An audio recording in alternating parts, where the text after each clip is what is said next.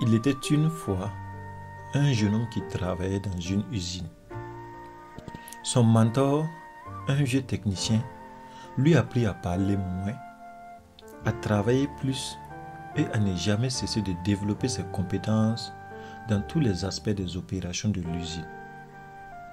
Mais 10 ans plus tard, le vieil homme prend sa retraite et le jeune homme devient technicien à son tour. Il a continué à faire son travail avec le même dévouement et la diligence qui lui ont été enseignés. Un jour, il rendit visite à son mentor. Le vieil homme remarqua qu'il semblait malheureux et lui demanda ce qui le troublait. Le jeune homme soupira et déversa tout ce qu'il avait dans son cœur. « J'ai suivi vos instructions exactement toutes ces années. Peu importe le travail que je fais, je garde le silence et je me concentre sur mon travail. Je sais que je fais du bon travail à l'usine et j'ai appris toutes les compétences qui pouvaient être apprises. Ce que je ne comprends pas est que les gens qui n'ont pas mon expérience ou mes capacités ont tous été promus, pendant que je fais toujours le même travail qu'avant quand j'étais ton apprenti. » Le vieil homme demanda: « Êtes-vous sûr que vous êtes devenu indispensable à l'usine ?» Le jeune homme hocha la tête. « Oui. » Le vieil homme allait et venait pour réfléchir. Après un certain temps, il s'est tourné vers le jeune homme. « Vous devez demander un jour de congé. Utilisez n'importe quelle raison que vous voulez. Il est temps pour vous de prendre une pause. » Le jeune homme a été surpris par ce conseil. Mais plus il pensait à ce sujet, plus il était logique. Il remercia son professeur et partit rapidement pour faire une demande de congé.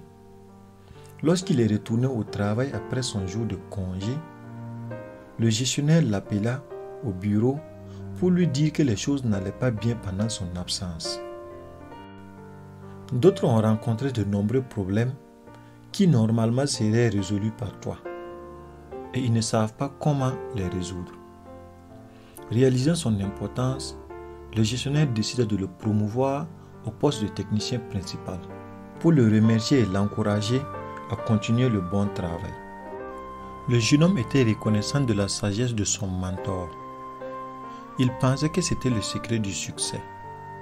À partir de ce moment, chaque fois que le jeune homme sentait qu'il méritait plus que ce qu'il recevait, il prenait un jour de congé.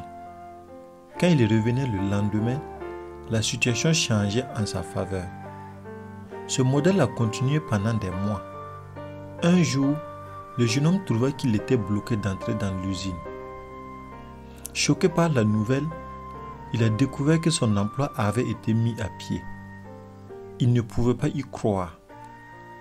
Ne sachant pas quoi faire d'autre, il retourna voir son mentor pour essayer de comprendre comment les choses avaient si mal tourné. « Pourquoi ai-je perdu mon travail ?» demanda le jeune homme avec une fierté blessée. « N'ai-je pas fait comme vous m'aviez instruit ?» Son mentor répondit: « En fait, vous ne l'avez pas fait, parce que vous n'avez entendu que la moitié de la leçon. » Le vieil homme secoua la tête. « Tu as compris tout de suite que personne ne faisait attention à une ampoule qui est toujours allumée. C'est seulement quand il s'en va que les gens prennent soudainement conscience et se rendent compte qu'ils avaient pris cela pour acquis.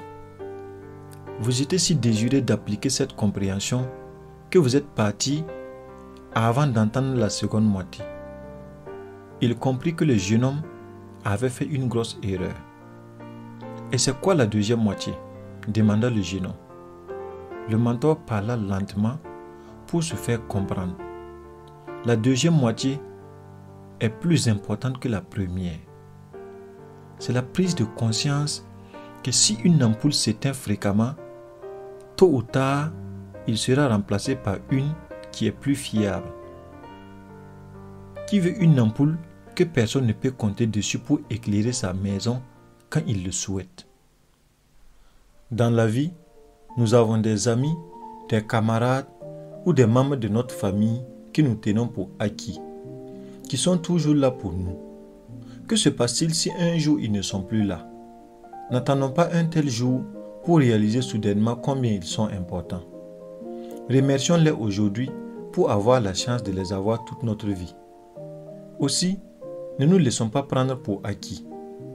Mais en même temps, brillons par notre travail et n'arrêtons pas tout ce que nous faisons juste parce que cela ne va pas dans notre sens.